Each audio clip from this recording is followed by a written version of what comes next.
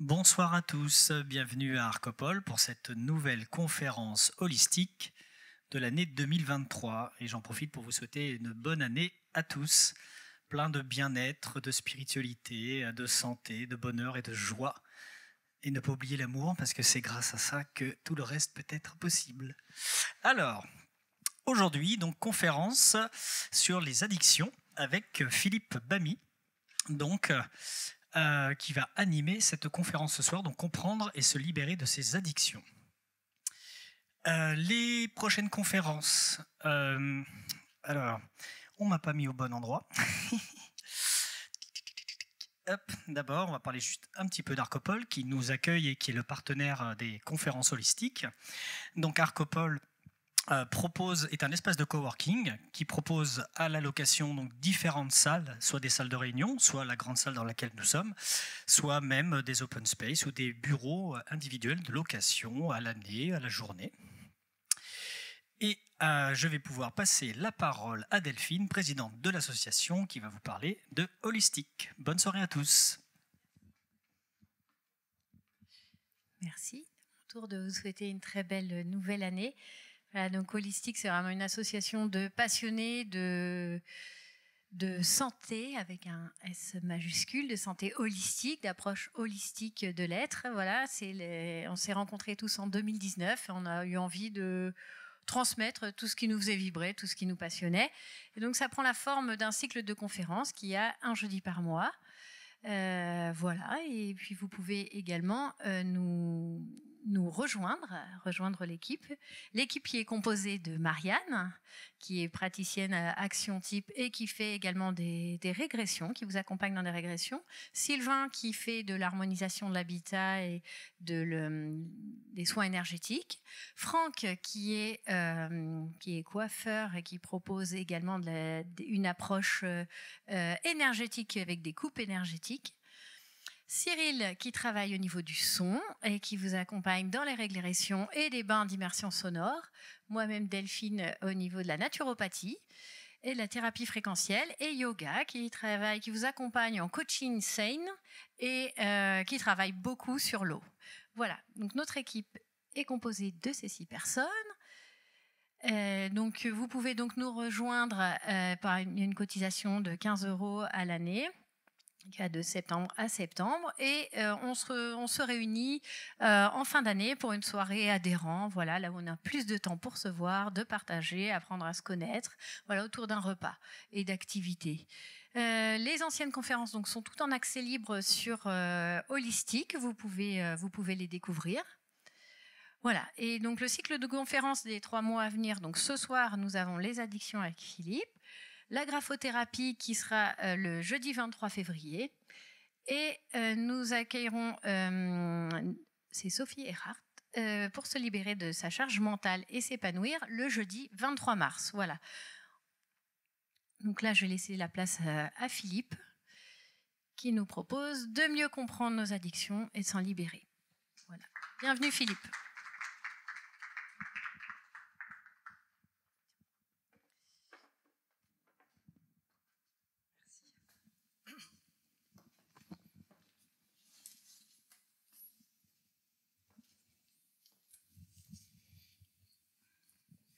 Merci Philippe d'avoir fait le voyage depuis Grenoble pour nous offrir ta vision, ton aide sur les addictions qui concernent pas mal de personnes sur cette planète Terre. Qui nous concernent tous.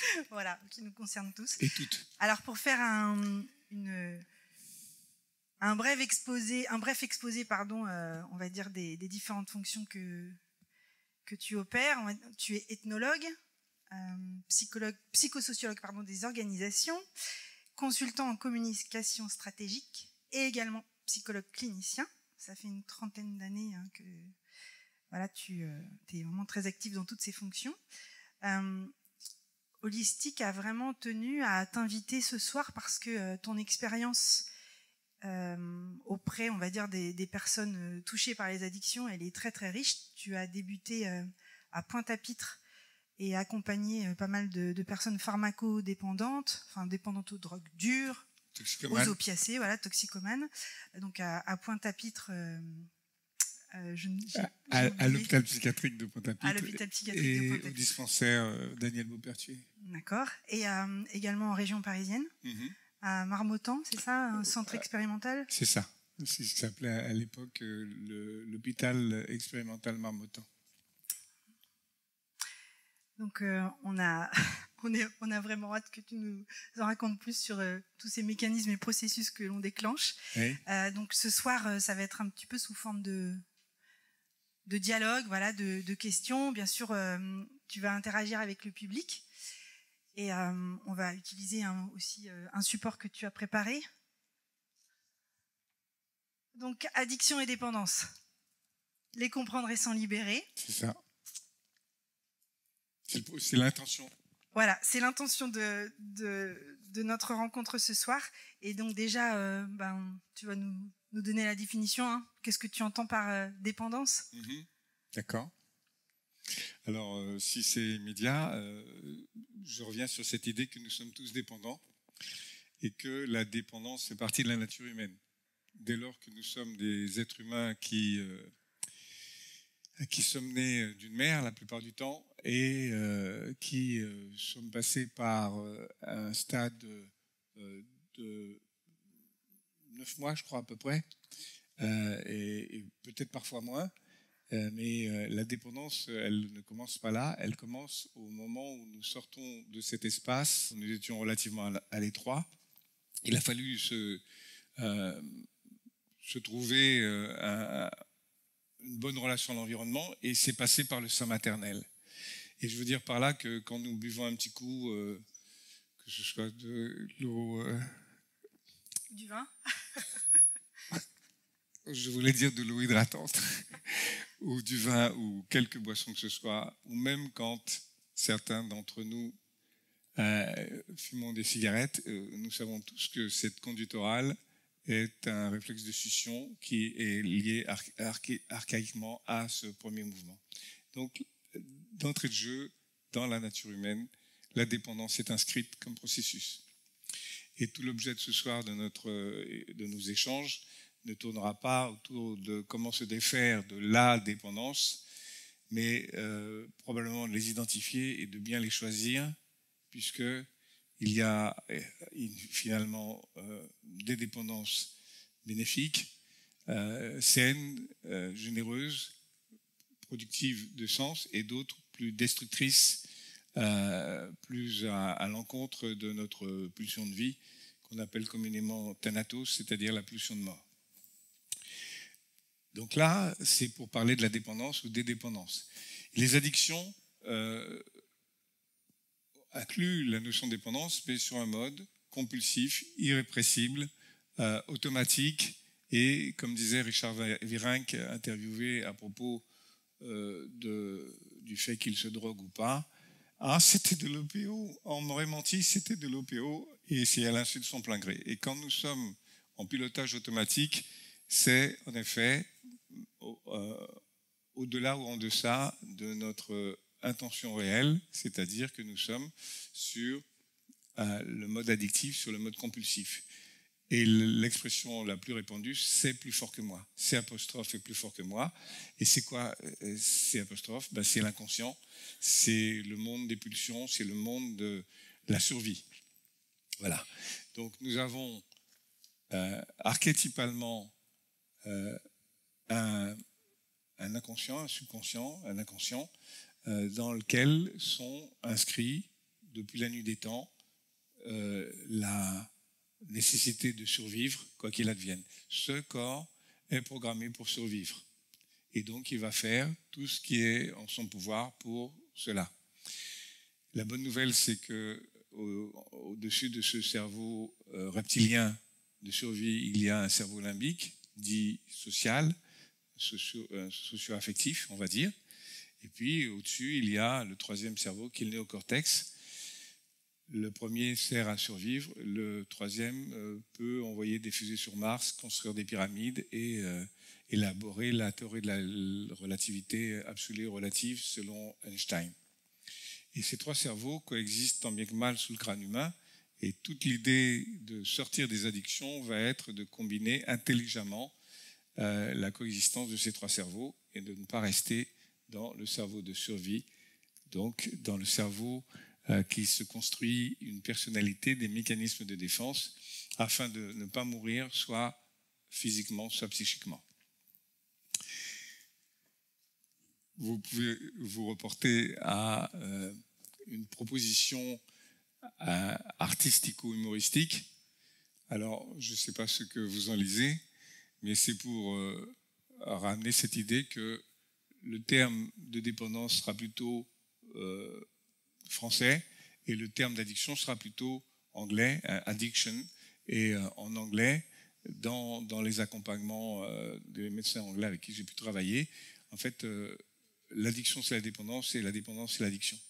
Et quand il y a des textes traduits en français, c'est le mot dépendance et en anglais c'est addiction, qui vient du latin addicere, addictus, qui signifie être soumis à, être relevant de, autrement dit, d'être en dette, c'est-à-dire d'être esclave.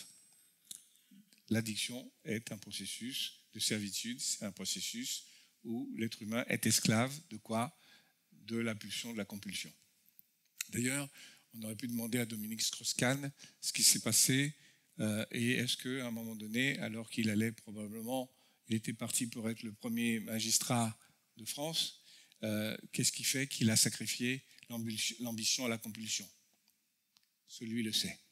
Voilà, et là, on est dans un phénomène d'addiction, on va dire sexuelle, voilà, mais comme on peut qualifier. Donc, à chaque fois qu'on parlera d'addiction, il sera important de mettre un qualificatif pour savoir qu'est-ce qui caractérise ce comportement d'addiction. Alors justement, Philippe, qu'est-ce qui déclenche une addiction? Eh bien, d'abord, j'y reviens à un message de survie.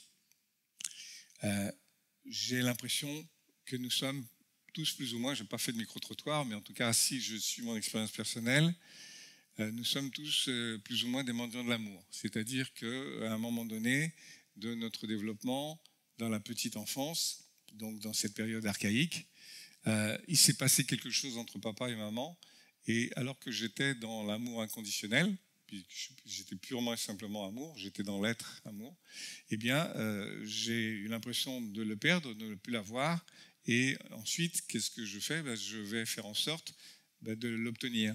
Hein? Donc, puisque je ne suis plus amour, il me faut de l'amour, donc je vais le chercher. Et je vais le chercher sous des formes extrêmement diversifiées, des plus primales, jusqu'aux plus élaborées, en passant par le cerveau limbique, le cerveau relationnel, et en allant inconsciemment dans un mode de domination sur le monde, la matière, et puis parfois les gens. Et ce basculement de simplement juste être à avoir et obtenir, va enclencher un processus addictif. Alors moi, je sais que je suis accro à l'air que je respire. Je peux difficilement faire 100 au bout de 5 minutes. Je pense qu'il commence à y avoir des signaux, des alertes. Pour avoir beaucoup marché dans le désert, j'ai pu expérimenter en direct que 2 jours sans boire, ça commence à devenir difficile. Je peux durer plus longtemps avec les nourritures solides, mais justement, ça me rappelle régulièrement, à chaque fois que je fais ce travail dans les airs, au processus de sevrage qu'on va observer dans la sortie des addictions, ce sevrage qui nous traverse tous, et désolé d'être un peu psychologue clinicien et de revenir aux origines, mais il me semble que le premier sevrage, c'est le passage de l'alimentation liquide à l'alimentation solide, du sein. Il y a des dents qui poussent, et à ce moment-là, je ne vais plus me contenter de téter et de sucer, il va falloir commencer à mastiquer. C'est le premier sevrage. Premier basculement d'un mode d'alimentation à un autre, et on est toujours sur le mode survie. Si je ne bois pas, si je ne mange pas, je meurs. Donc cette compulsion, elle est inscrite dans mes mécanismes d'existence, et lorsque je réussis à grandir, croître et embellir sur un mode sain, ces comportements vont passer en arrière-plan. Lorsque je bascule dans la souffrance psychique et dans le manque, à ce moment-là, ces mécanismes vont prendre le devant de la scène et vont, dans ma carte du monde, prendre de plus en plus de temps. Comment je sais que je suis dans une addiction, dans une forte dépendance, dans une dépendance contrainte? C'est le temps que j'y passe. Donc si je prends la métaphore d'une corbeille de fruits, si la vie est une corbeille de fruits, eh bien, je sais que je suis dans une addiction parce que je suis centré et je passe beaucoup plus de temps à m'obséder sur un seul fruit de la corbeille, à l'exclusion de tous les autres. Là, je suis dans une addiction. Alors, je propose à l'Assemblée s'y réunie de vérifier, de faire un balayage de son existence et de vérifier, dans le camembert de Trivial Pursuit de votre existence, y a-t-il, dans tous vos domaines de vie, un endroit où vous êtes plus particulièrement là. À un moment donné de mon existence, je me suis rendu compte, si je prends mon système de valeurs, amitié, famille, travail, sport, loisirs, culture, je me suis aperçu que je passais beaucoup de temps à mon travail. J'étais addict au travail. C'est ça qui va être le premier signal, c'est combien de temps je passe à cet endroit. Omar Sharif et Richard Boringer, qui sont des comédiens, l'un plus chanteur que comédien et cependant notoirement connu, étaient addicts au jeu. Et comment ils savaient ça? C'est qu'ils y passaient beaucoup de temps, beaucoup d'argent, et c'était une addiction au point qu'à un moment donné, ils étaient obligés de demander au directeur du casino de les interdire parce qu'ils ne pouvaient pas le faire eux-mêmes. Addiction. Donc il y a toute forme d'addiction. C'est l'addiction à un comportement, à un objet, une substance, à un être.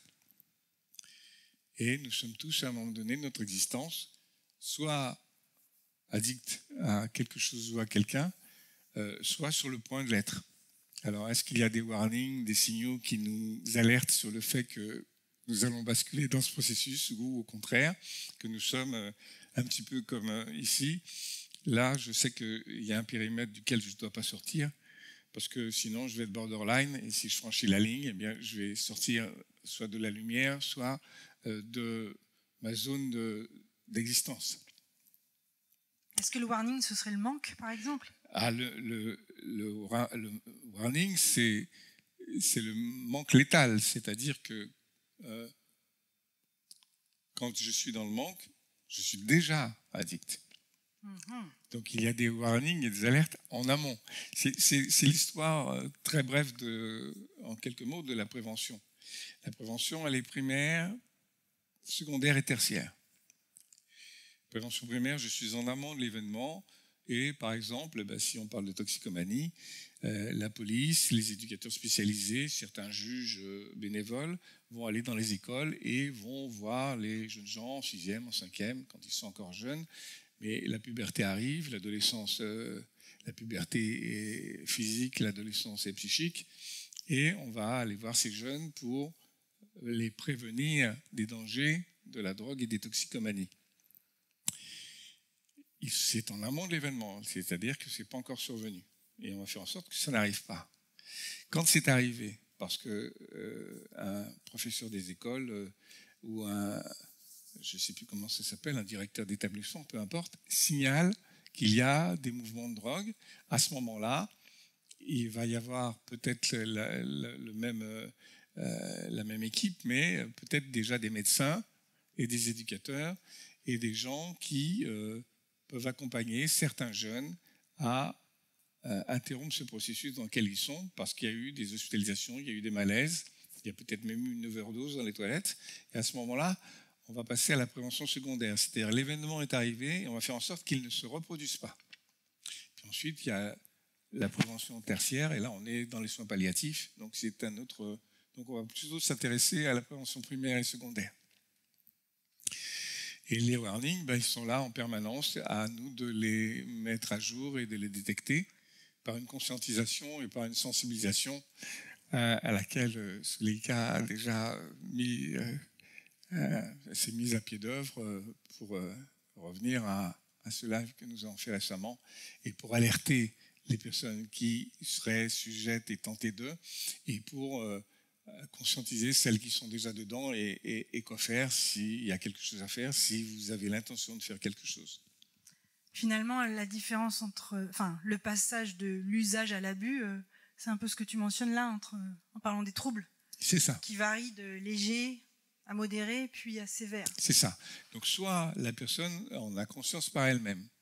Et là, il y a une sorte de processus d'auto-analyse qui peut conduire à un phénomène d'auto-hypnose guérisseuse, soit c'est l'entourage. Le plus souvent, c'est la deuxième situation, c'est l'entourage qui alerte parce que les comportements deviennent plus aberrants, plus intrigants, plus dangereux. Pour les toxicomanes, c'est l'argent qui disparaît du sac de la maman, c'est les endormissements à l'école. Au volant, on ne sait pas si la personne est seule, mais en tout cas, dans certaines situations, il y a des alertes qui signalent que la personne n'est plus dans son état, entre guillemets, normal, ou elle n'est plus comme d'habitude, dans la relation, dans la qualité relationnelle. Donc il y a des signaux par, on va dire, l'extérieur. Rares sont les prises de conscience de l'intérieur, puisque précisément, la personne est déjà sous, je vais employer le mot, qui n'a pas encore été prononcé, sous emprise. En sachant que la réponse ultime, l'antidote, le contre-poison sera le lâcher-prise. Mais il sera nécessaire de passer par le phénomène d'emprise, c'est-à-dire l'expérience du manque, pour véritablement s'alerter sur que je suis addict. Merci. Alors, le fameux circuit de la récompense, j'aimerais que tu nous en parles un peu plus. Ouais, le déclencheur. Alors ça, c'est la vieille histoire, c'est la vieille histoire de Freud, de Sigmund, qui a, à un moment donné de cette théorisation, décomposé la vision de l'être humain en principe de plaisir et plaisir-douleur. C'est-à-dire que l'être humain a deux possibilités, soit de se faire plaisir, soit d'avoir mal. Autrement dit, là, je ne sais pas quelle heure il est, mais s'il est 11h du matin, je pourrais commencer à sentir mon ventre gargouiller et me dire « Ah là, il faut que je mange ». Alors, il faut que je mange pourquoi ? Soit pour éviter de gargouiller et de faire du bruit, on va me repérer, et donc je vais éviter d'eux, soit pour me charger en énergie et me nourrir, prendre de quoi vivre et survivre. Donc soit je suis mu par l'évitement, soit contre, soit pour ne plus, pour éviter d'eux ou pour satisfaire un besoin. Donc ça, c'est le manichéisme du principe du plaisir, du principe de réalité, c'est-à-dire plaisir-douleur. Fort heureusement, les psychologues et chercheurs du mouvement du potentiel humain ont décidé de mettre la barre un peu plus haut et de sortir des marottes de Freud et donc de tout est sexuel et de tout est conditionné par ces deux options. Et de considérer que l'être humain a une autre aspiration, et grâce à Jung qui a mis à jour les archétypes, et puis Batson et toute la tribu de l'équipe de Palo Alto qui a dit attention, nous ne sommes pas que des animaux sociaux qui cherchons à satisfaire nos besoins dans la balance plaisir-douleur, mais nous avons aussi probablement une aspiration au meilleur de soi et au sacré. Et là, il y a un recentrage sur le sens de la vie, c'est-à-dire alors Luc Plamondon et Michel Berger ont mis ça parfaitement en scène dans Starmania, parce qu'il y a la serveuse automate, et puis pourquoi je vis, pourquoi je meurs, le sens de la vie. Et là, on va peut-être changer de palier et monter de quelques crans pour redonner du sens. Et c'est depuis cette plateforme-là, ou de ce niveau d'être, que je vais me recentrer sur est-ce que je veux avoir et obtenir, faire, avoir, ou est-ce que je veux être. Ça va faire la bascule. Et dans tous les accompagnements que j'ai pu faire de personnes pharmacodépendantes, de toxicomanes, à des produits divers ou à des comportements extrêmes, régulièrement la question c'est de quoi tu as besoin, de quoi as-tu besoin, besoin, mon humanité, mes appétences, mes passages à l'acte, qu'est-ce qui est important pour toi? Et là on change de registre, c'est-à-dire du besoin, primaires, secondaires, aux méta-besoins, c'est-à-dire aux valeurs. Et quand on se retrouve sous le registre des valeurs, on peut reconsidérer les comportements compulsifs d'un autre regard par la conscience du témoin. C'est là que le véritablement environnement fondamental commence. C'est là que le travail des accoutumances, des apprentissages peut débuter. C'est passionnant. C'est passionnant. Ce fameux circuit de la récompense qui participe au bon équilibre mental. Oui, par exemple, si je remets les choses à leur juste place, il y a un laboratoire et j'entends, parce que je suis télépathe, et j'entends le rat dire « Ah là là, j'ai bien conditionné cet homme. À chaque fois que je mange un morceau de gruyère, il ouvre la trappe. » Donc les conditionnements. C'est une manière de parler du mécanisme de récompense plaisir. Mais on avait le chien de Pavlov, ça marche aussi avec le chien de Pavlov. Hein. Le chien qui salive à chaque fois que j'actionne la sonnerie, etc. Mais là, on est dans l'animalité. Hein. On est dans un niveau très, très moyen, hein, pour tout dire. Alors justement, en tant que psychologue, on va dire clinicien, c'est peut-être plus dans cette fonction que tu opères, comment on traite ces fameuses dépendances, qu'elles soient physiques ou psychologiques? Alors, comme il y a le corps est en jeu, à un moment donné, il va être nécessaire de faire intervenir les médecins. Je prends à témoin les médecins dans la salle, c'est-à-dire les garants de la santé du corps, et en particulier dans le phénomène de sevrage à l'alcool, aux amphétamines, aux barbituriques, aux drogues dites dures, encore que je ne crois pas aux drogues dures et aux drogues douces.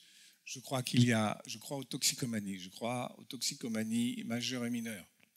Je veux dire par là qu'il y a donc des produits qu'on qualifie comme durs, mais comme la toxicomanie est selon moi une équation à 3 paramètres, une personne, un produit et un moment socio-culturel, c'est-à-dire un écosystème, un environnement qui conditionne cela. Pour illustrer le propos, j'en ai échangé récemment. Si je suis en Inde et que je me trimballe avec une bouteille d'alcool, je crois que je vais être considéré un petit peu comme un toxico à l'alcool. Inversement, si je me trimballe à New York, je fais le saut de l'Europe et de l'Atlantique avec mon chillum en pleine rue à New York, je vais être considéré comme un toxicomane. En revanche, si j'ai ma bouteille d'alcool pour passer de chez moi, etc., bon, je la mettrai bien hypocritement dans du papier craft, mais tout le monde voit qu'une bouteille est une bouteille. Ben, je suis juste quelqu'un qui picole avec des amis. Donc là, le moment socioculturel, l'environnement va conditionner la toxicomanie. Ici, elle va l'être, et là-bas, elle ne va plus l'être. Vérité en deçà des Pyrénées, erreur au-delà. Et ça, c'est important de le prendre en considération dans le processus de sevrage. Parce que selon la nature du produit, mais selon aussi mon entourage et mon environnement, je vais vivre plus ou moins différemment ce phénomène de sevrage et il va être plus ou moins bien accompagné. D'ailleurs, nous le verrons dans les 5 étapes proposées pour le déconditionnement ou le désapprentissage ou encore un sevrage réussi. Il y a des étapes où l'entourage, l'environnement, les proches sont déterminants. Partie prenante et déterminante. Alors, ce fameux sevrage, on va en parler un peu plus après, mais par rapport justement aux symptômes, je n'ai pas eu le loisir d'accompagner les personnes que tu as pu voir, on va dire, affectées par justement tous ces symptômes de sevrage. Est-ce que tu peux nous en dire plus? Oui, alors la plupart du temps, quand on parle de ce sevrage, on est vraiment dans le plan physiologique. Hein. Je me réfère encore au médecin, c'est-à-dire on est dans le corps. Ok. Alors évidemment que c'est somatopsychique, psychosomatique, on mettra la prévalence du corps sur la psyché ou pas. De toute façon, c'est interactif et c'est ça qui est important. Mais dans le sevrage physique, à Marmottan par exemple, pendant une semaine, donc j'étais là en pointillé, c'était les infirmiers qui étaient là en permanence, le médecin venait comme moi en pointillé pour écouter, voir, entendre, comprendre, évaluer. Et ces personnes bénéficiaient de substituts médicamenteux, la plupart du temps des antalgiques, et pour passer les 2-3 premiers jours avec les douleurs, avec les vomissements, les nausées, qui sont caractéristiques du sevrage à l'héroïne, aux opiacés la plupart du temps, et aussi aux amphétamines ou encore au barbiturique. Barbiturique étant, c'est méconnu, le sevrage le plus violent et le plus difficile. Et donc là, il y a la présence médicale, la prise de tension, et il est vérifié que la personne ne souffre pas trop, il y a des antidouleurs.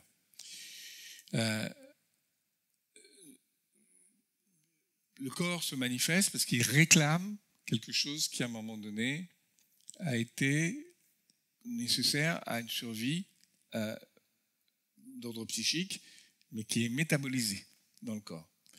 Et par conséquent, il est important à la fois de donner aux personnes ces produits antidouleurs pour passer le sevrage, mais aussi d'être à l'écoute et d'être présent. Parce que la présence, le regard, l'écoute, la chaleur humaine ont moins d'importance. Mais comme dans tous les sevrages, et comme en particulier le premier sevrage, de l'alimentation liquide à l'alimentation solide. Les bras de la mère sont déterminants pour accompagner ça. Mais le deuxième sevrage, qui est le sevrage de la propreté, pour pouvoir aller à l'école, votre enfant n'est pas propre, il reviendra quand il sera propre, c'est un sevrage. Et c'est un passage qui nécessite la présence et la qualité relationnelle, la qualité de l'autre à ses côtés.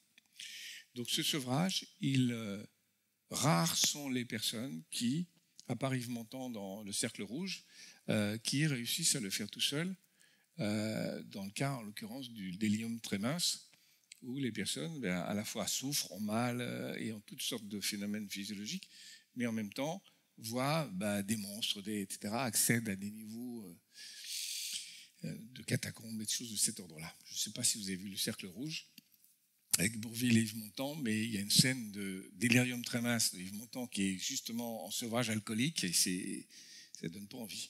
C'est terrifiant. Voilà, ça, ce sont le syndrome, donc un ensemble de symptômes qui sont véritablement répercutés dans le corps et qui génèrent de la douleur. Et je dis de la douleur parce que la douleur est inévitable et que la souffrance est choisie.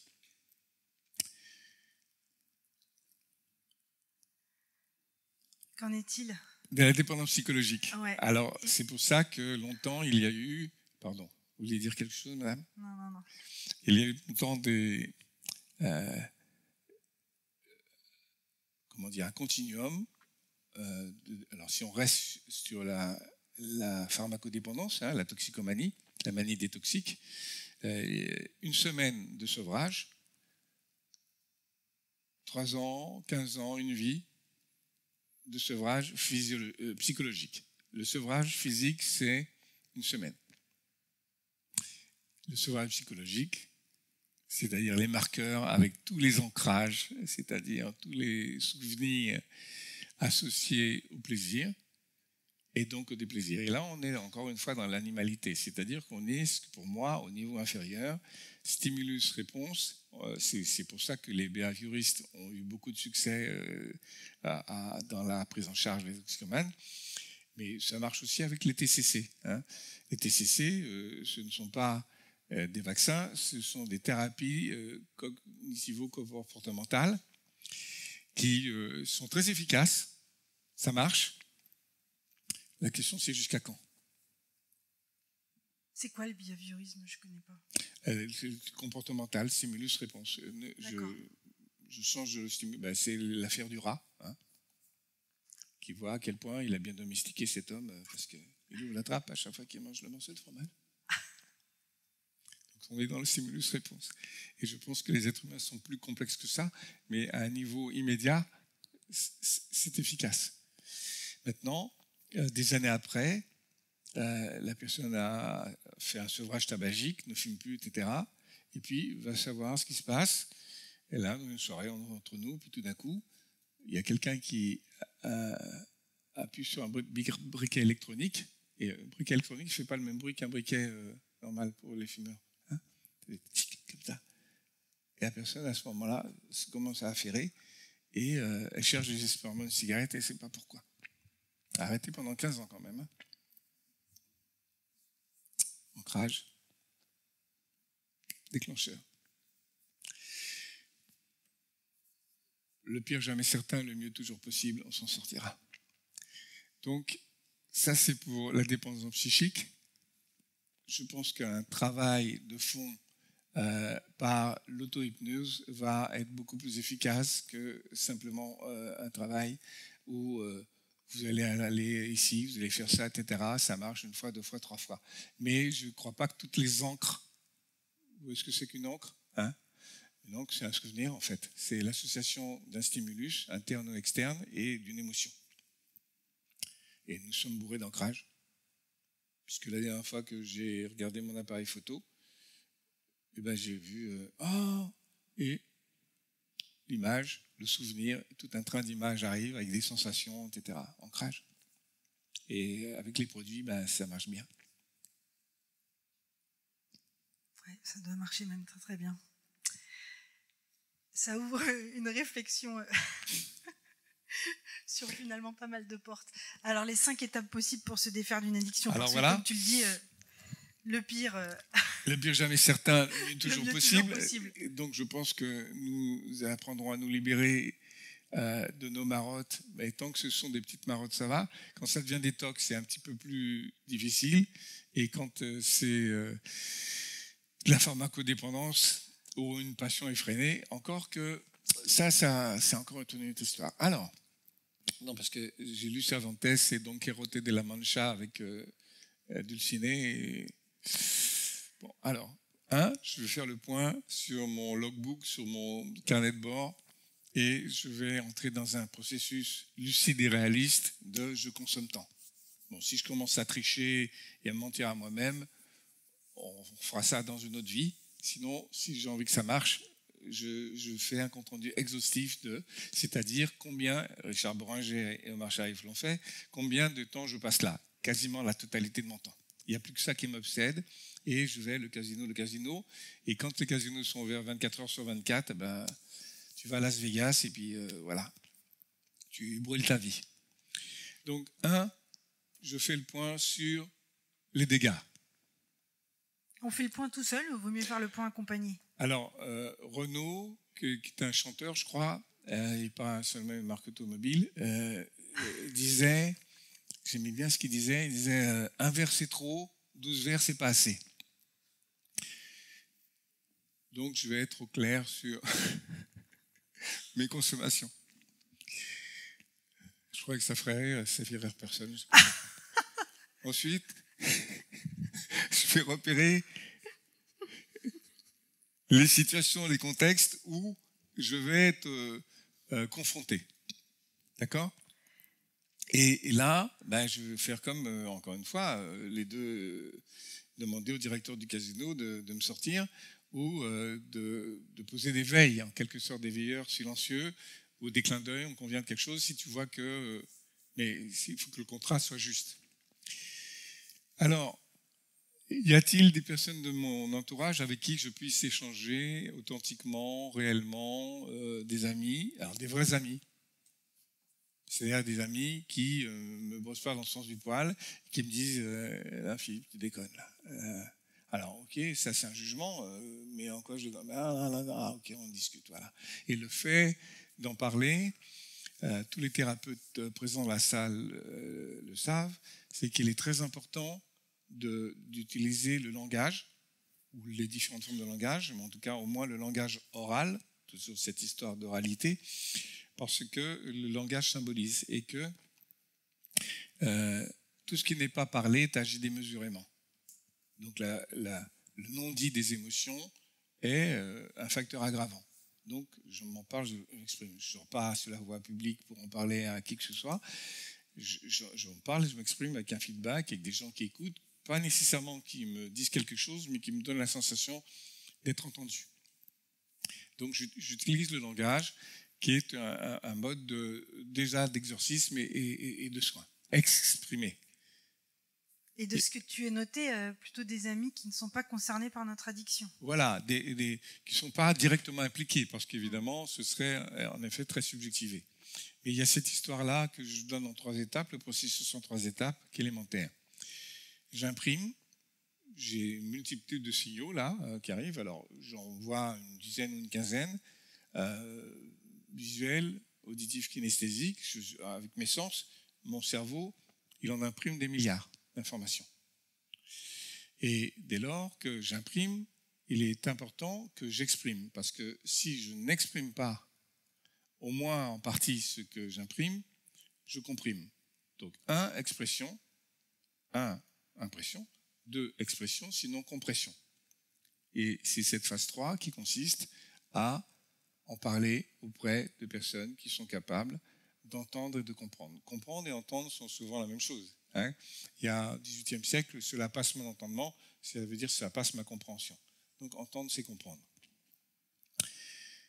4, on commence à entrer dans le changement, envisager, avoir la vision de ça. Et pour ça, quand je monte sur la pyramide de Diels, hein, je ne veux pas vous faire un cours, mais je vous l'évoque, la pyramide de Diels, elle évoque, comme dans la pyramide de Maslow des besoins, depuis les besoins primaires jusqu'aux besoins de réalisation, elle parle de l'environnement, elle parle des comportements, des capacités, des émotions, des ressentis, des croyances, des valeurs, de l'identité et de la spiritualité.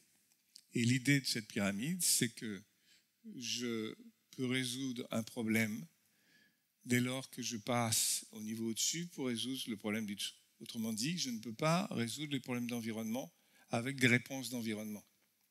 Je peux régler les problèmes d'environnement avec des comportements qui changent. Je peux résoudre mes problèmes de comportement, donc en l'occurrence des addictions, avec les capacités des ressources que je vais mobiliser pour agir sur ces comportements. Mais ces capacités, je vais pouvoir les mettre en œuvre avec un ressenti, avec une sensation réelle de ce que je pense. C'est-à-dire qu'il va falloir que je marche ma parole. Marcher sa parole, pour les Cheyennes, c'est dire ce que je fais, mais surtout faire ce que je dis. Passer au stade suivant, c'est-à-dire d'entrer dans la vision de mes valeurs, c'est-à-dire de qu'est-ce qui est important pour moi. Et c'est ça qu'à un moment donné, je vais aborder avec la personne. Au fond, vous voulez arrêter de boire, de fumer, mais qu'est-ce qui se passe si vous arrêtez? Ah ben je vais avoir mal. Ah ben ça c'est pas un but, c'est une intention. Ça vous êtes en train de partir sur un évitement. Imaginez que vous soyez sevré, sorti de ça. Qu'est-ce qui se passe? Et là, je ne rentre pas ici, je suis obligé de monter et de franchir un étage, puis un étage, puis un étage. Et là, on est au niveau de soi, c'est-à-dire l'identité qui, non pas ce que j'ai, non pas ce que je n'ai pas, ou ce que je voudrais avoir, mais qui je suis. Et on est sur le niveau de l'identité. C'est déjà pas mal. Et au-dessus de l'identité, il y a encore un autre registre.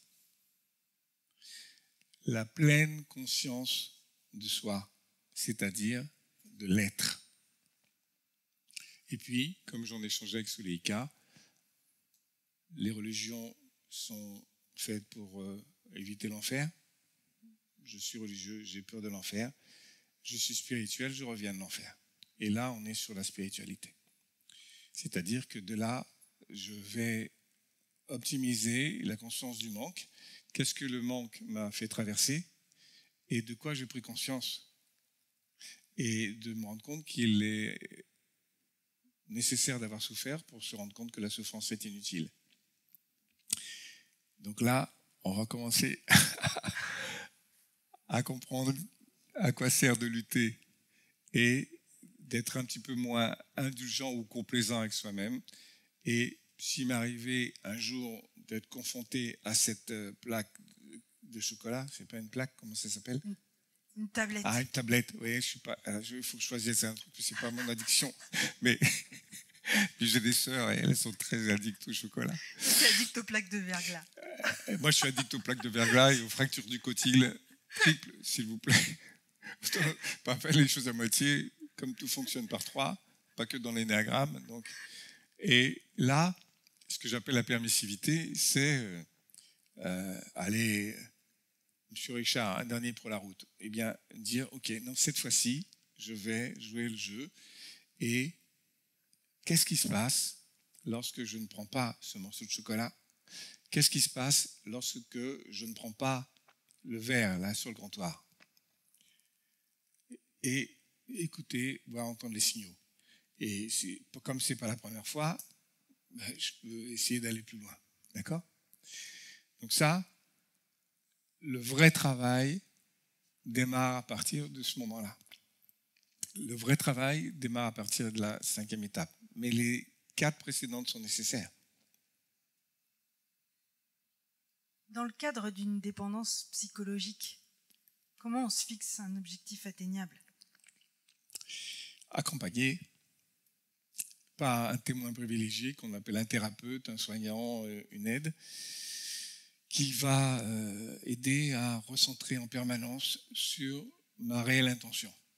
Au fond, qu'est-ce que je veux vraiment? Avoir ou être? C'est ça la question. Est-ce que je veux davantage d'obtenir ou est-ce que je veux davantage être? Mais par exemple, tu vois, dans le cadre d'une addiction à des stimuli de survie, imaginons une addiction à l'adrénaline. Ah, mon cheval de bataille, ma préférée.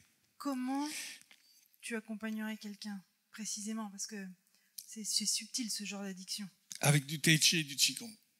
D'accord. Et probablement que je me ferai aider par une personne ressource, kinésiologue spirituel, en complémentarité. Mais ça passerait par l'expérimentation directe des surrénales. Alors, il y a les reins, et puis il y a des glandes. Alors, ça fait partie des glandes endocrines, docteur, hein, je crois. Et elles sont au-dessus des reins. C'est pour ça qu'on dit surrénal, d'accord? Et là, c'est le siège du tyran en soi.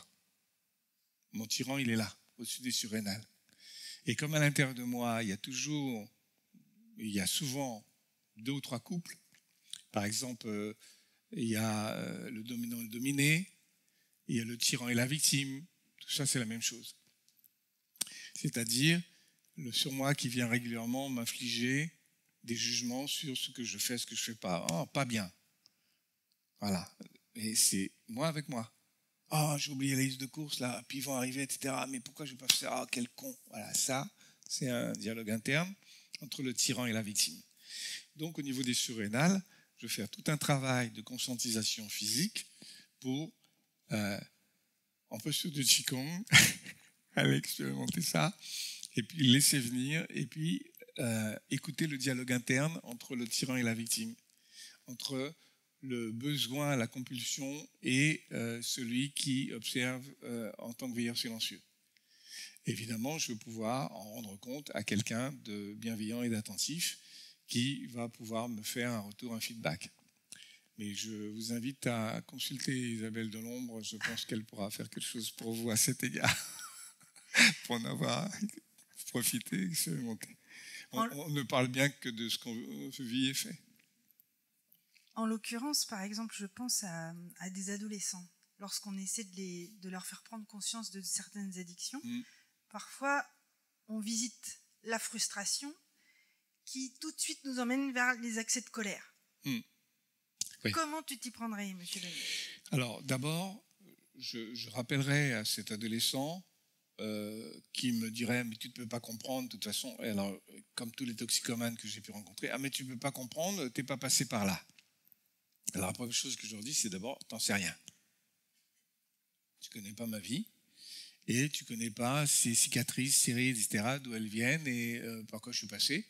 Donc on va pas faire de présupposés et tu n'as pas le monopole de l'expérience de ceci ou de cela. Déjà pour commencer, donc on met l'église au milieu du village ou la mosquée ou la synagogue, hein, c'est pas confessionnel. Donc on recentre et on recadre le fait que on ne sait pas ce qu'on ne sait pas. Et ensuite dire voilà. Je n'ai peut-être pas été un toxicomane invétéré, mais je crois me souvenir que j'étais ado. C'est-à-dire que je sais que le facteur m'a envoyé le message hormonal à un moment donné. Je sais que je suis passé par cette zone de transition. Je parle à l'adolescent. Hein. Ah oui. Je sais que je me souviens à un moment donné d'avoir conscience que je n'étais plus un enfant, que je n'étais pas encore un adulte. Et si je ne suis plus un enfant, je ne suis plus cela et que je ne suis pas encore cela, qui suis-je?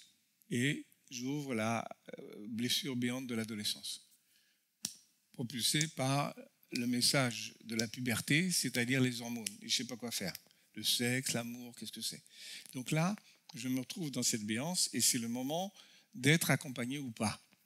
Si je suis accompagné, comme des sociétés traditionnelles, je veux franchir l'initiation, c'est-à-dire mort-renaissance. Je meurs à mon identité d'enfant pour entrer éventuellement dans une autre classe d'âge et je suis accompagné avec des rites, des rituels, des messages, un enseignement. Si ça ne se produit pas, ce qui se passe dans les sociétés occidentales, à ce moment-là, je ne vais plus vivre l'initiation, je vais vivre la quête initiatique, c'est-à-dire que je vais aller chercher avec la drogue, avec les conduites de risque. Risquer sa mort, c'est la belle vie.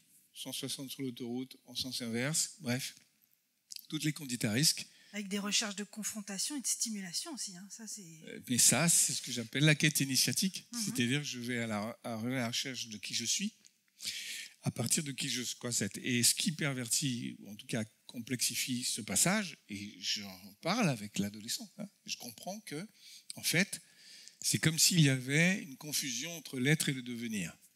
C'est-à-dire que tu as probablement confusément la conscience d'être, mais tu as surtout l'impression de devenir. Et pour devenir plus, et c'est là que les phénomènes addictifs commencent. Je veux devenir plus, je veux avoir plus. Je suis dans la toute-puissance, puisque en fait, à l'adolescence, je suis immortel. 80 ans la retraite. Vieux con. Voilà, donc je suis là-dedans, et il y a en plus les hormones qui poussent derrière. Donc j'expérimente la toute-puissance. Et il ne peut rien m'arriver. Et s'il m'arrive quelque chose, on verra bien. Donc j'y vais. Alors je dis, écoute, vas-y, vérifie simplement que tu es prêt à payer le prix. Comment ça, le prix? Je ne sais pas. La mort, de toute façon, on va tous mourir, ok? L'accident, la tétraplégie, tu te vois là sur...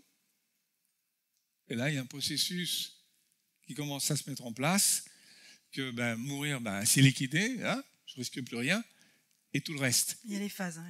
Et tout ce qui se passe autour de là. Et là, la réflexion commence. Tu te vois sur un lit, etc., comme Johnny Got His Gun, magnifique film de Dalton Trumbo, où il est en l'état de légume, comme on dit, mais il les voit, il entend tout. Donc il a la conscience, mais le corps est totalement immobilisé. Impressionnant. Donc, favoriser une prise de conscience du prêt à payer. Pensez temps, énergie, argent. Est-ce que tu es prêt à payer le prix? Si tu es prêt à payer le prix, maintenant, si ça mérite réflexion, on va revisiter tout ça. Et régulièrement, je reviens, quel serait l'idéal? Je remonte sur le haut de la pyramide. Quel serait l'idéal? Imagine que ça se passe bien. Qu'est-ce qui se passerait? Est-ce qu'à un moment donné, tu pourrais dire « je suis qui je décide d'être » ? Je ne t'ai pas dit de gagner des millions, mais d'être qui tu décides d'être. Et Macbeth nous demandait être ou ne pas être, c'est-à-dire la question de l'identité, c'est-à-dire du sens de la vie, c'est-à-dire ma mission, pourquoi je suis là, qu'est-ce que je dois accomplir, mais surtout en étant qui je suis. Cette technique a fonctionné même avec tes adolescents à la maison. Oui, alors avec tous, sauf avec les étoiles filantes. D'accord.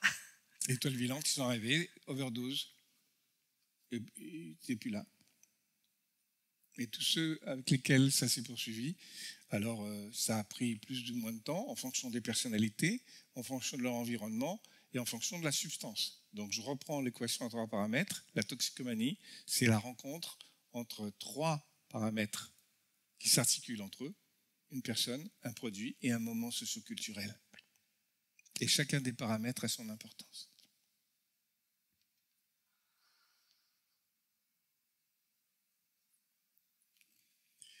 Cette slide, elle est intéressante par rapport aussi à des accompagnements que tu proposes à des publics un peu plus adultes, là. Ah, et même adolescents, hein? Même adolescents. Oui, parce qu'en fait, précisons, grâce à l'analyse transactionnelle, qu'il y a adultes avec un petit a, c'est-à-dire 21 ans. D'ailleurs, les accompagnements, la plupart du temps, sont sur 21 jours. Et tous les thérapeutes conscients savent que 21, c'est très important.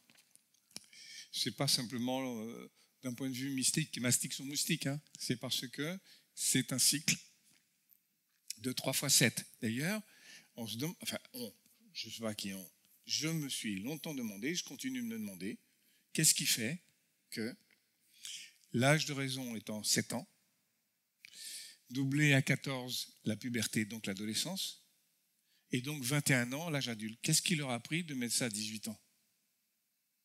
Pour les cycles lunaires ou pourquoi? Parce qu'en fait, 7, 14, 21, c'est parfaitement cohérent.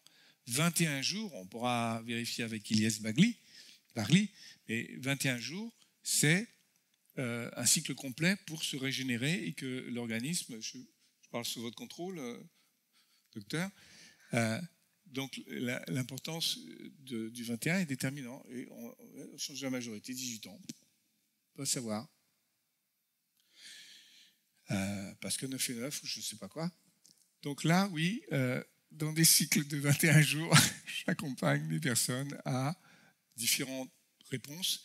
C'est ce que je vais appeler les addictions bénéfiques ou les addictions constructives.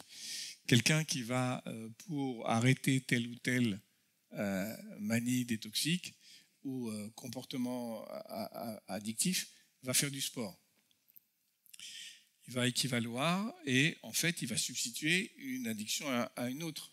Sauf qu'il y en a une qui lui fait du bien, qui le renforce, qui l'embellit, etc., qui le stimule, et qui va générer, et ça j'en parle en connaissance de cause en tant que marathonien, pour pouvoir courir 42 km 195, d'abord en 4 heures, puis en 3,5, puis en essayant de remonter comme les recordman du monde vers le 3, 42 km 195, ça suppose de courir 15 à 20 km régulièrement par semaine, etc.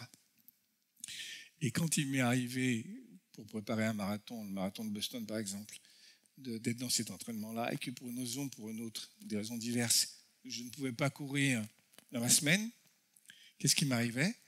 J'avais des élancements dans les jambes, des impatiences, on appelle ça, et je me retrouvais à faire ça, je dis, mais j'ai rien pris. Ben oui, tu n'as rien pris, tu n'as surtout pas pris ta dose d'endorphine. Tu n'es pas allé courir.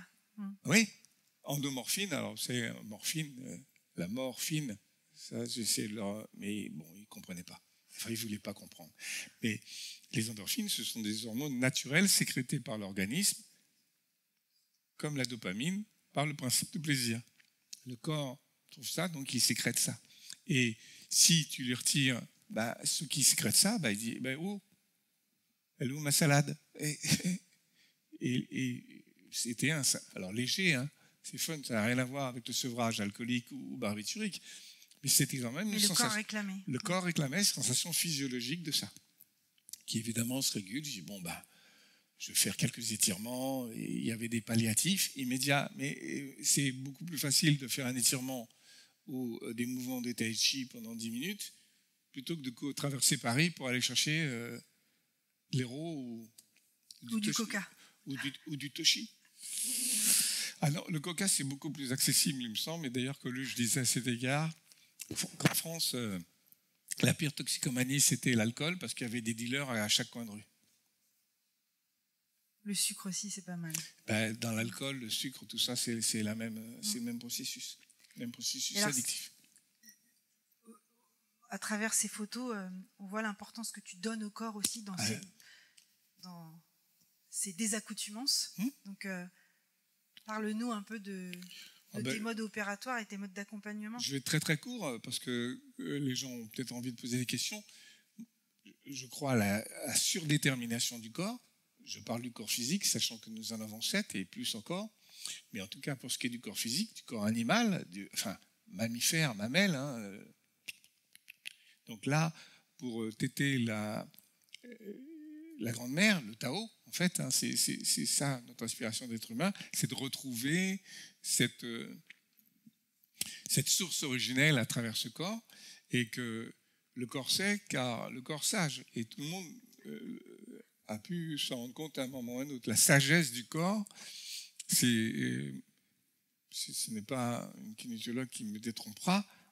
Régulièrement, interrogeons le corps, écoutons ce corps. Il a une intelligence, il a une sagesse profonde.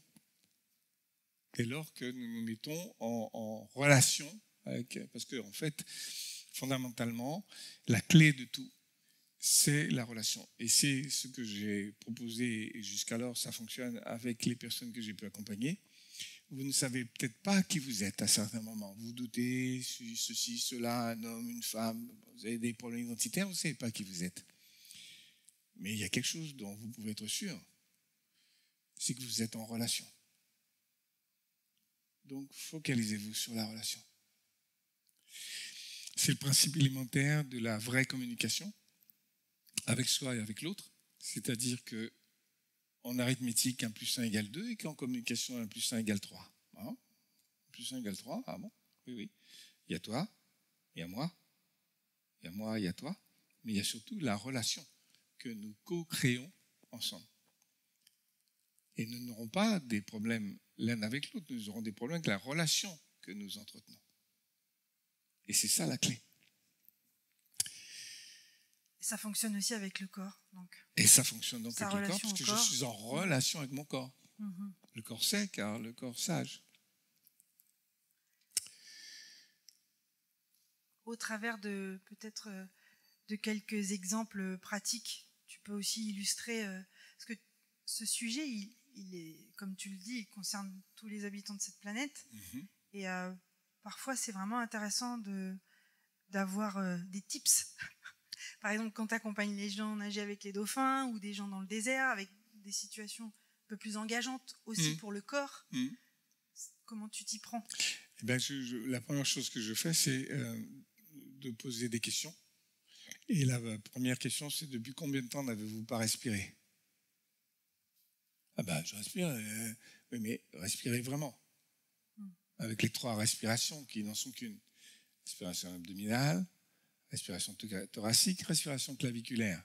Respiration claviculaire, la peur. Respiration thoracique, Tarzan, moi Tarzan, toi Jane, etc. Ok. Mais la respiration abdominale, la respiration de l'enfant, la respiration de la femme enceinte, la respiration yogique, on va revenir ici. Donc on réapprend à respirer. Ah ben en effet, ça faisait longtemps. Respiration haute. On réapprend à respirer. Et ne respire pas pendant plus de 5 minutes, il va se passer quelque chose. Donc c'est un apprentissage de la conscience du corps et de l'importance déterminante de ce corps dont nous prenons soin pour que notre âme ait envie d'y rester. Donc, tout ce qui va se faire là va passer par l'ancrage, reprendre contact avec la terre-mère, les pieds dans la terre et la tête dans les étoiles, réinstaller le circuit à partir du ventre, donc du centre, et ensuite réapprendre à respirer. Et à partir de là, il se passe plein de choses, parce qu'en fonction de la façon dont je respire, je pense. Plus je pense en respiration haute claviculaire, plus ça se bouscule au portillon, plus je respire en respiration basse, centrée, et plus je peux voir les pensées comme des nuages dans le ciel avec des hélicoptères, etc. et me rendre compte que mes pensées, et on va commencer la méditation, ne sont que des choses qui passent. Alors soit je m'y accroche et je pars dans tous les sens, comme le Wistiti ou comme le tigre dans sa cage, disent les hindous, soit j'ai la conscience de l'observateur et je médite pour, à un moment donné, retrouver le lac de montagne sur lequel des intuitions, des téléchargements spirituels peuvent s'opérer, etc. Mais ça, c'est la méditation. Donc, dans le désert, en pratiquant le tai chi, en nageant avec les dauphins, il y a plein d'opportunités de méditer. Méditer, ne pas médire. Ne pas médire, méditer. Y a-t-il des questions? Voilà, tu veux ouvrir la place aux questions. S'il y en a, pas obligé. Hein. Peut-être que le public est déjà en méditation. Mais oui, c'est l'impression que ça me donne. Alors, on va te donner Ah oui, un micro. tiens, non, Philippe. Ah, il y en a Qu'est-ce qu'il d'autres. faut dans la salle? Oh, Delphine. Delphinus, un dauphin. Est-ce que ça... Non. Je crois que ça fonctionne. Si, c'est bon. Ah bon.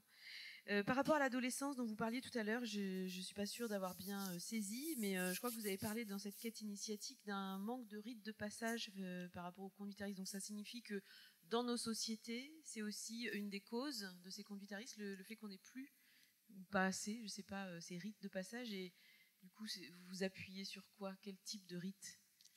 Alors, je sais que dans les sociétés traditionnelles, pour avoir côtoyé et étudié en tant qu'anthropologue, il y a 3 jours pour une initiation. Le premier jour, on est dépouillé des vêtements d'enfant, de tout ce qui fait que j'étais enfant. Qu'est-ce que tu fais dans la vie? Ben, je suis un enfant. Ouais, mais tu fais quoi? Ben, je joue. Voilà. Là, on va jouer, mais autrement. Donc, premier temps, me dépouille de mes attributs d'enfant, me rase le crâne pour signaler le changement d'identité. On me met dans une cabane ou dans une grotte, donc l'espace matriciel, pour mourir à un stade, pour renaître à un nouveau. Je passe par le stade de la matrice, où je reçois des enseignements. Les plantes médicinales, tout ce qui va avoir avec ma vocation, les rudiments de mon futur métier, si je suis forgeron. Et le 3e jour, je sors et je rencontre mes pairs PIRS qui font partie de ma classe d'âge avec des attributs, des tatouages, des modes d'appartenance. Alors, pas les tatouages de tatou, hein, mais éventuellement des scarifications, bref, des signes d'appartenance au nouveau groupe social dans lequel je suis. C'est un rituel, des rituels accompagnés qui me conscientisent sur ma place.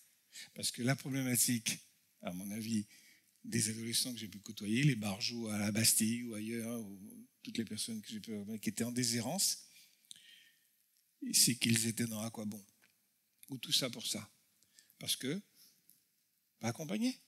Parce que le père au chômage, les parents boivent, les enfants trinquent, perdu de recherche. Qu'est-ce qu'un repère? Ben, c'est plein de choses, mais c'est 2 fois papa. Père, repère.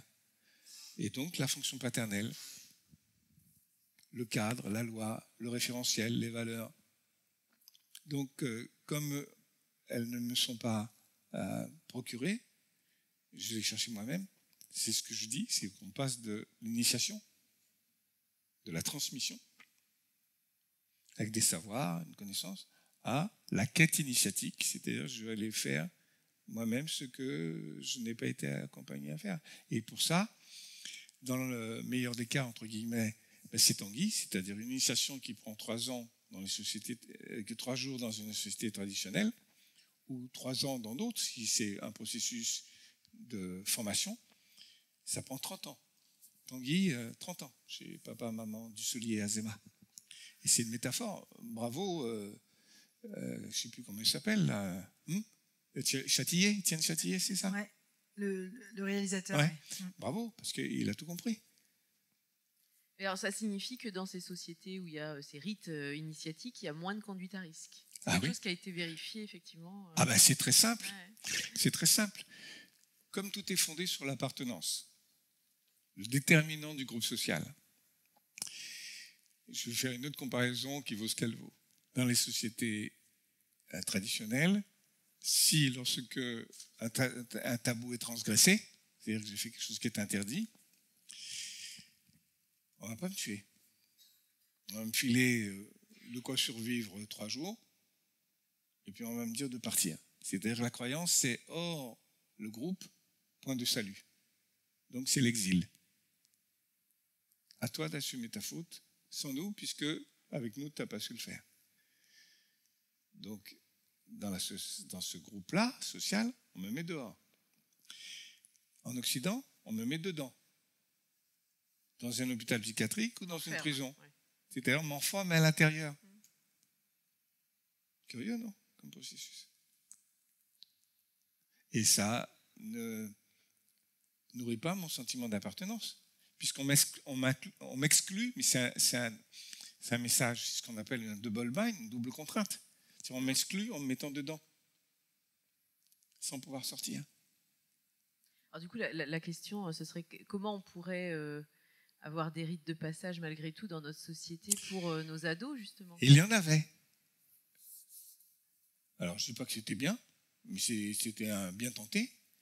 Il y avait les colonies de vacances, il y avait les groupes à l'école, il y avait le service militaire, qui avait cette fonction-là. Pour les garçons. Pour les garçons. Oui. Et pour les filles, il y avait la couture-cuisine. Merci. Broderie. Non plus. Napperon.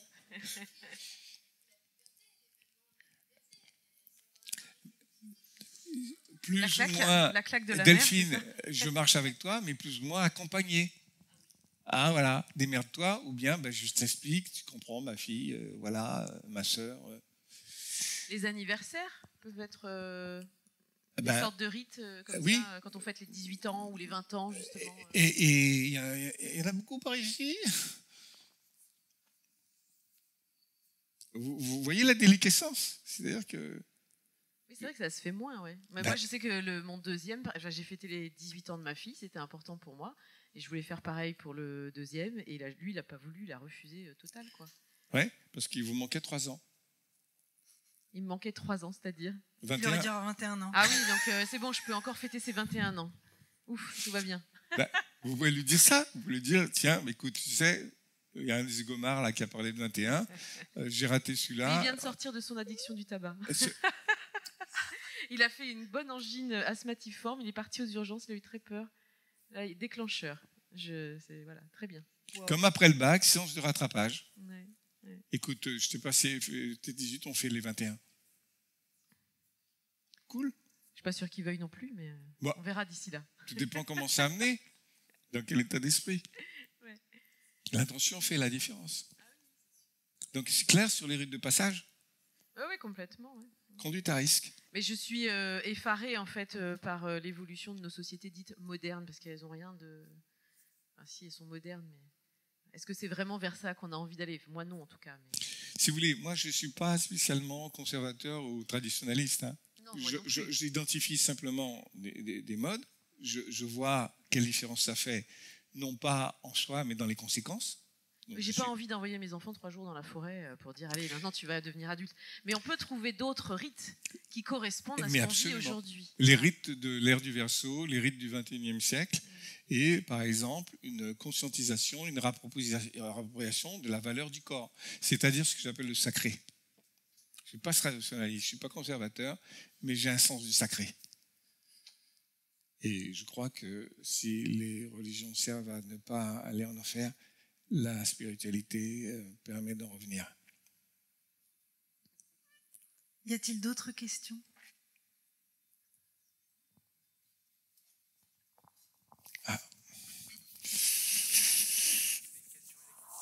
Simple idiot.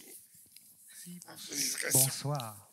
Une petite question qui m'a toujours beaucoup, on va dire, étonné, c'est de voir à quel point ces fameuses addictions, mais tu l'as un peu expliqué au niveau de l'emprise, peuvent, si tu peux nous en dire plus dans le phénomène, c'est-à-dire de voir des personnes, j'en ai vu, qui peut-être un soir, à 23h, dans son canapé au chaud, on va dire avec un temps pareil, se retrouvent dehors en train de chercher leur litre de coca, en train de chercher une clope, parce que c'est invivable de rester 4 ou 5 heures sans tel ou tel produit, même si la raison, je pense, leur fait dire « oui, je vais survivre, demain j'y suis, j'ai bien compris ta notion de survie », ça fait appel, mais quel est vraiment Est-ce qu'il y a un phénomène de plus, un moteur, qui peut expliquer simplement les choses? Alors, il y a plusieurs approches. Je peux prendre une approche, comment dire, mystique. La personne est possédée. C'est un esprit qui la possède et qui s'empare d'elle, etc. Je peux prendre cette approche-là. Je peux prendre une approche médicale ou psychiatrique ou psychologique. Faible personnalité, faible tempérament, blessure narcissique. Quelle que soit l'approche, ce qui est important, c'est de reprendre dans ta question un terme qui est invivable. C'est le terme que tu as employé. Tu n'as pas fait gaffe, tu as posé ta question de façon naturellement, très spontanément, et ce terme est venu. Pendant que tu disais invivable, moi j'entendais insupportable. Je ne peux pas supporter. La plupart du temps, c'est un poids. Quel est ce poids? C'est le poids du manque. Manque de quoi? De quoi as-tu besoin? Qu'est-ce qui est important pour toi? Le produit que je vais chercher. D'accord? Ce produit, qu'est-ce qu'il va t'apporter? Qu'est-ce qu'il va t'apporter? Et ça, c'est une question. Mais quand je vais accompagner la personne, puisqu'elle l'a demandé, je lui ai demandé en quoi va-t-il te permettre d'être? Parce que qu'est-ce qui va t'apporter? C'est du gain, c'est de l'obtenir, c'est de l'avoir. Mais en quoi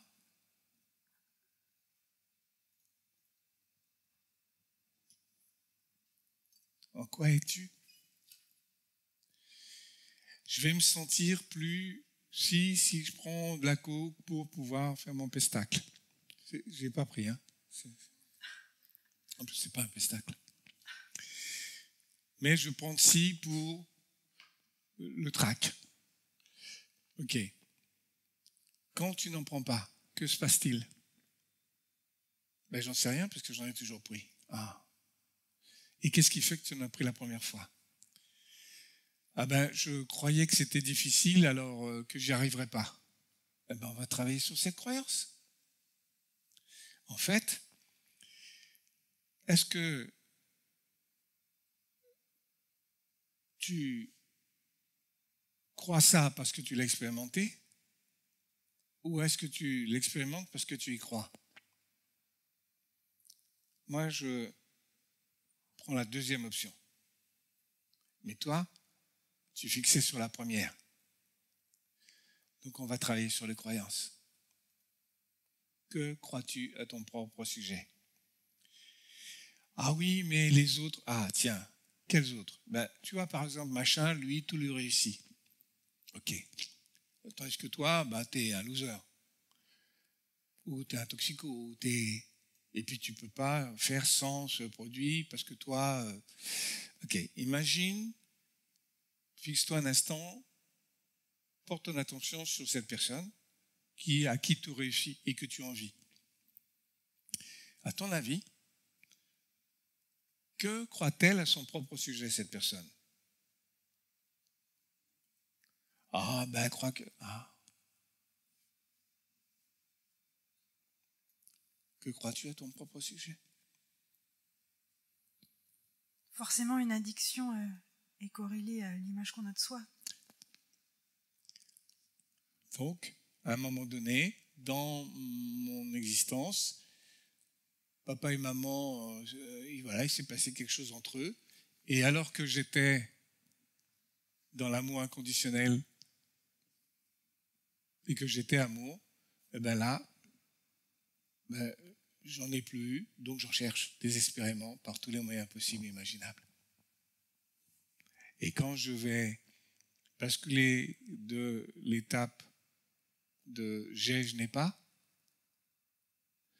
et que je vais remonter dans l'être. Donc c'est une question de rester dans la personnalité, et à ce moment-là, c'est le gain, c'est l'histoire sans fin, c'est le puits sans fond. c'est la conduite orale. On va retrouver ça dans l'anorexie, la boulimie, hein, se remplir ou regurgiter pour pouvoir se remplir. Ou bien être, réaliser, accomplir, mais à partir de l'être. Et donc changer de curseur, changer de registre. Soit rester dans la personnalité, soit revenir à l'essence. C'est pour ça qu'on travaille sur l'énéagramme. Mais par exemple, dans une addiction aux jeux vidéo, c'est aussi encore une question d'image de soi? Oui, et avec les surrénales ici.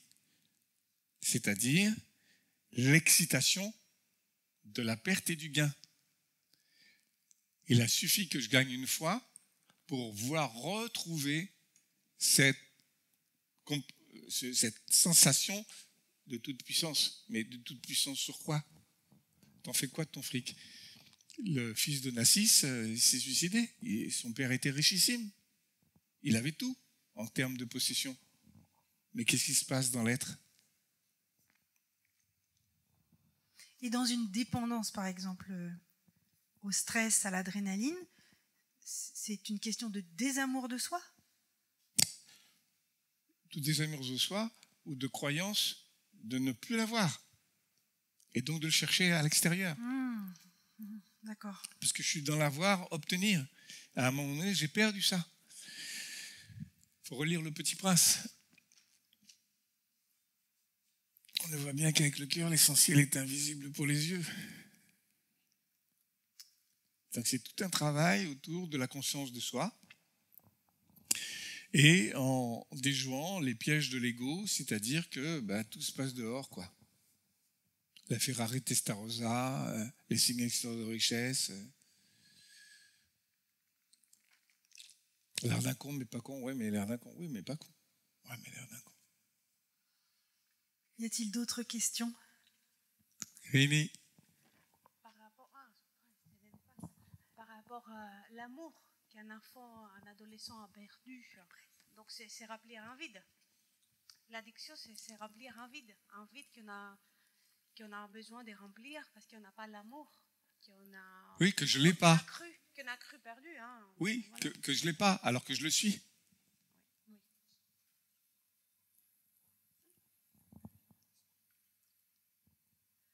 Est-ce que les naturopathes ont des questions? Dans le rapport au corps et au sevrage des addictions? Tous les thérapeutes. Hein. Bon, en tout cas, merci pour vos interventions. Merci infiniment. Il y a une dernière question. Et comment renforcer l'image de soi, l'estime de soi pour nos enfants, par exemple? Alors, excusez-moi de te demander pardon, je vais m'asseoir sur mon tabouret. Le problème, c'est qu'il n'a pas 3 pieds. J'aimerais qu'il ait 3 pieds. Parce que si j'ai compris ta question, je vais essayer de répéter puis ensuite de reformuler. Comment renforcer l'image de soi, l'estime de soi? Virgule. Hein? Tu as dit l'un après l'autre. Ça, c'est différent. Moi, je vais prendre l'estime de soi. L'estime de soi comme une entité parce que c'est, dans ma carte du monde, le sentiment de sa propre valeur. L'estime de soi. L'image de soi, c'est le miroir, c'est narcissique, c'est-à-dire quelle image je renvoie.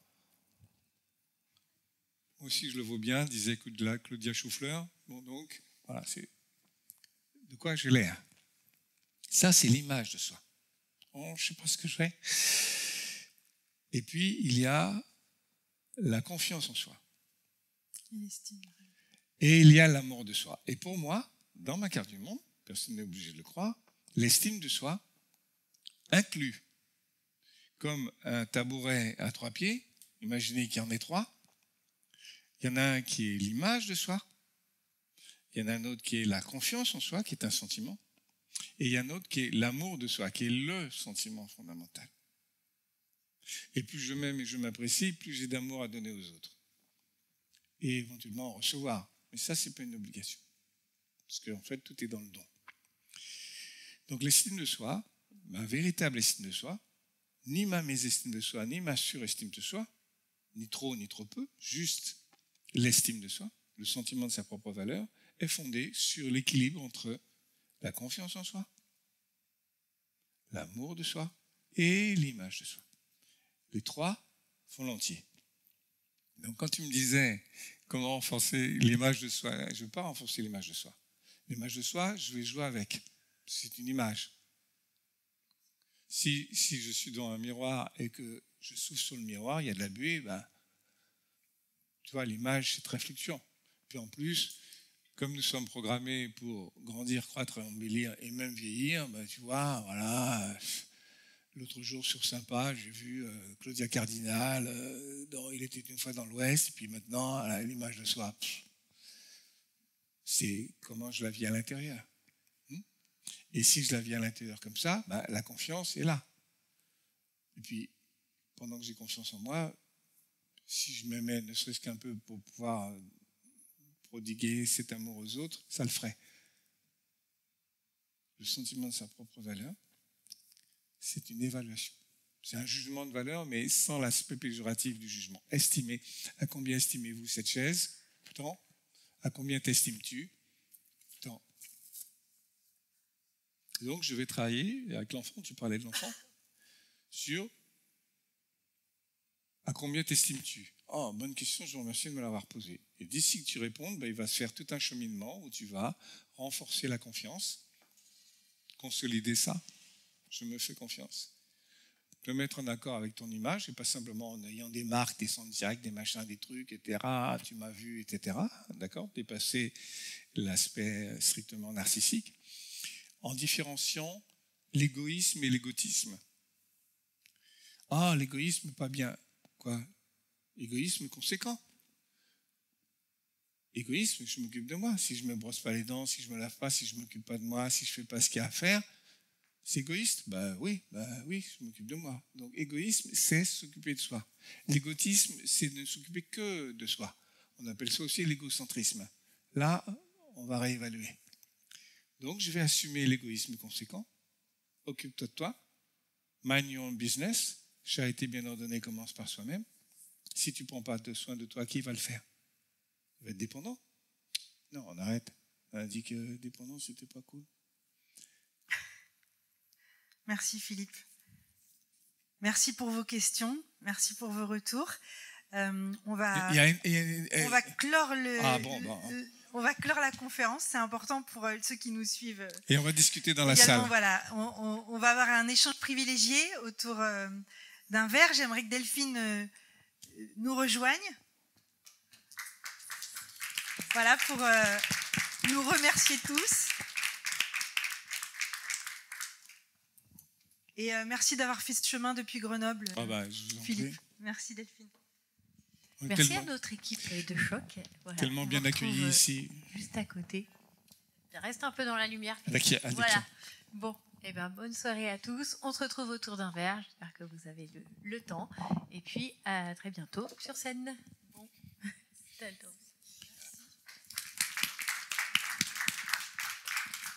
Et à demain, si vous le voulez bien.